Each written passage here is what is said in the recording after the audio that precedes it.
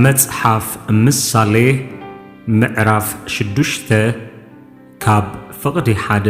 ክሳብ ፍቕዲ 35 ወደየ ንብጻይካ እንተ ተወሓስካ ስለ ጓና ኸኣ ኢድ እንተ ጠቓዕካ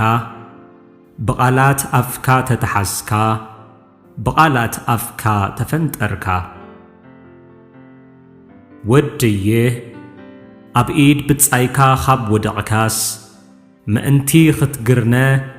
ከምዚ ግበር ኪድ እሞ ተደፊእካ ንብጻይካ ነዝንዞ ንዓይንኻ ድቃስ ንቕርኒብካ ትኽስታ ኣይትሃብ ከምቲ ሜዳቑ ኻብ ኢድ ሃዳኒ ዑፍውን ካብ ኢድ ኣፈንጣሪ ዘምልጣ ንርእስኻ ኣድሕን ኣታ ሃካይ ናብ ጻጸኺድ መገዱ ተመልከት እሞ ጠቢብኩን ወይ ሓለቓ ወይ ኣዛዚ ወይ ገዛኢ የብሉን ግናኸ ቀለቡ ብሓጋይ የዳሉ ምግቡ ድማ ብቐውዒ እክብ ኣታ ሃካይ ክሳዕ መዓዝ ኢኻ በጥ እትብል መዓዝከ ኢኻ ኻብ ድቃስካ እትትንስእ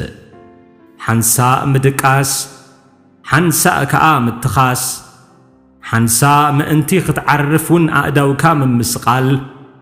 ድሕርዚ ኸኣ ድኽነትካ ኸም ፈጣን መንገደኛ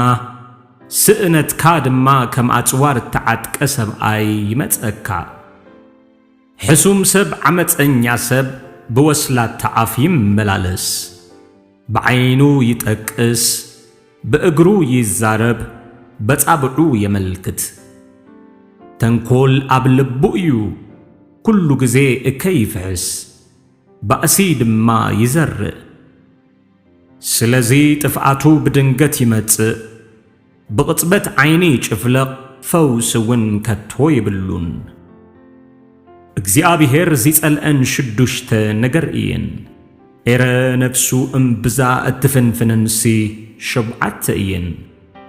ትዕቢተኛ ዓይኒ ሓሳዊት መልሓስ ንጹህ ደም ዘፍስሳ ኣእዳው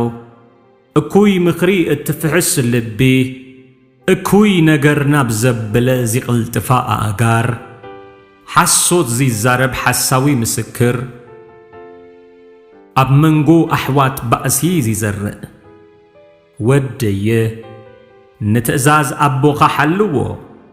ንሕጊ ወላዲትካ ኸኣ ኣይትሕደጎ ኩሉ ጊዜ ኣብ ልብኻ እሰሮ ኣብ ክሳድካውን ኣጥቢቕካ ሓዞ ካብታ እኪይቲ ሰበይቲ ካብታ ልዙብ ዝመልሓሳ ኣመንዝራ ኺባልሃካስ ትእዛዝ መብራህቲ እዩ ሕጊ ኸኣ ብርሃን እዩ ተግሳጽ ትምህርቲ ድማ መገዲ ሕይወት እዩ እሞ እንተኸድካ ይመርሓካ በጥእንተ በልካ ይሕልወካ እንተ ንቓሕካ ድማ የዛርበካ ብሰሪ ኣመንዝራ ሰበይቲ ሓንቲ እንጌራ ኽሳዕ ትተርፎ ይኸውን ዘማዊት ከኣ ክብርቲ ነፍሲ እያ እትሃድን እሞ ንጽባቒኣ ብልብኻ ኣይትመነዮ ብቖላሕተኣውን ኣይትዘርፍካ ሰብዶ ሓዊ ሓቒፉስ ክዳኑ ኣይነድድን እዩ ኣብ ልዕሊ ጓህሪ ኸይዱኸ ኣእጋሩዶ ኣይሓርርን እዩ ናብ ሰበይቲ በጻዩ ዚኣቱ ኸኣ ከምኡ እዩ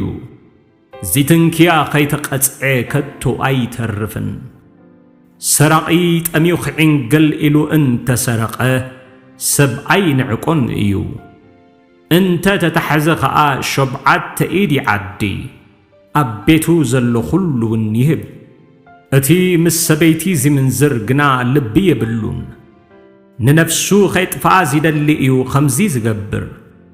ቁስልን ነውርን ይረኽቦ ጸርፉ ከቶ ኣይድምሰስን ቅንኢ ንሰብኣይ ብቝጥዓ የንድዶ እዩ እሞ ብመዓልቲ ሕነ ኣይድንግጽን እዩ ግዲ ኻሕሳ የብሉን ኣብዚሕካ ውህበት እንተ ኣቕረብካሉ እኳ ኣይቅበልን እዩ